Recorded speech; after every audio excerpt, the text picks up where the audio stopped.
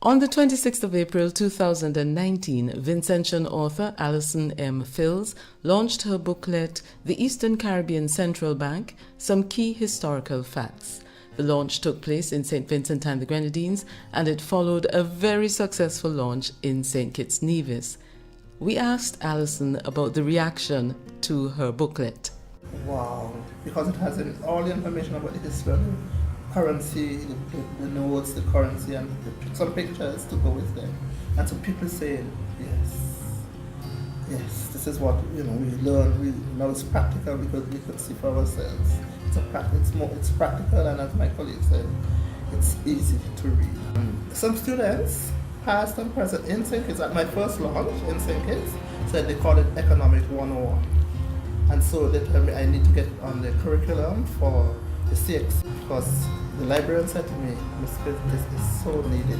The questions that they get, they would be able now to have this as a source to share with the students when they come to do their research, particularly for the SBAs, even for the economic courses, etc.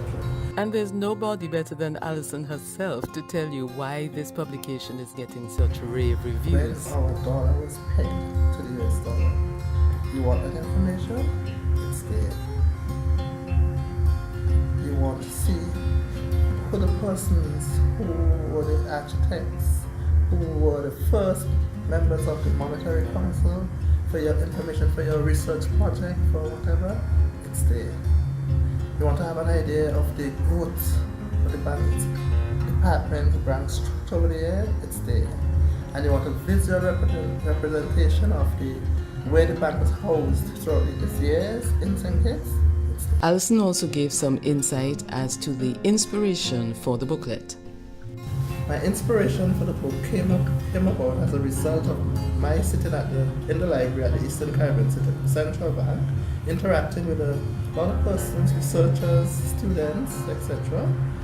And particularly listening to the regional and local competitions and hearing them ask about ECCB. The younger folks are not aware of the operations of the ECCB. And I saw it as my responsibility to fill that information gap and make the information available so that the younger citizens would know more about the institution. When it's headquartered in St. Kitts, the children, the younger folks in St. Kitts would have access, would see it, would be able to visit, but those in the OECS, the other countries, would not be able to have that, would not be able to have that access. So I thought it was necessary to bring it to them, particularly the visual aspects of the buildings, that is something tangible that they could see, something that they could see and relate. But as she points out, it's not just the youngsters who can find value in the book. There was a gentleman who called me once to ask me, he said he wanted to know when it was 25 cents, when it was put into circulation, right? And I got the information for him and said it. And all of that was part of the inspiration. Central Bank is the region's key monetary institution. It's where the economic and financial decisions about the countries are made and advice is given to the government. And so it's important that they know that part of the history. And as with every project, there are always some key learning points. Searching for information, you have to double check the information. That's one. Two, you have to have strong relationships because you have to have resource persons who you can lean on. And Sir Errol Allen, he has been my supervisor because he is one of the key architects. He has been there before ECCB. He has been pre-ECCB, and he knows the institution inside out. And being part of a strong team. Because my team members, I could call on them from the library.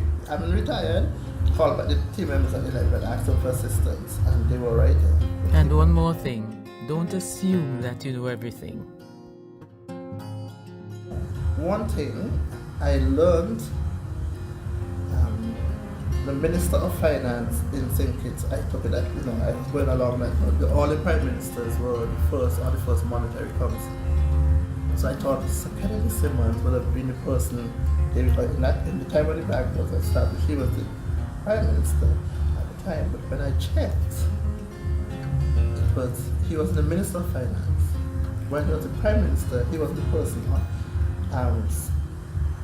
Simeon Daniel. So Simeon Daniel, he was the person. So initially I had, based on the information I had, but in my digging, that's a good example. So what's next?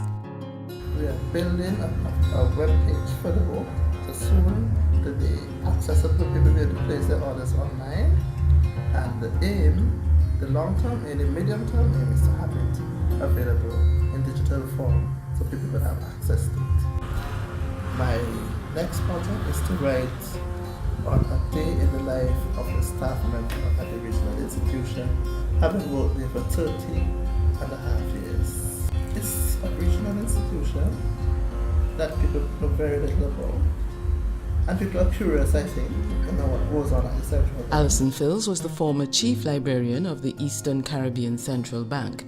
Her former employers have now pledged their support to the continued accessibility and promotion of the publication.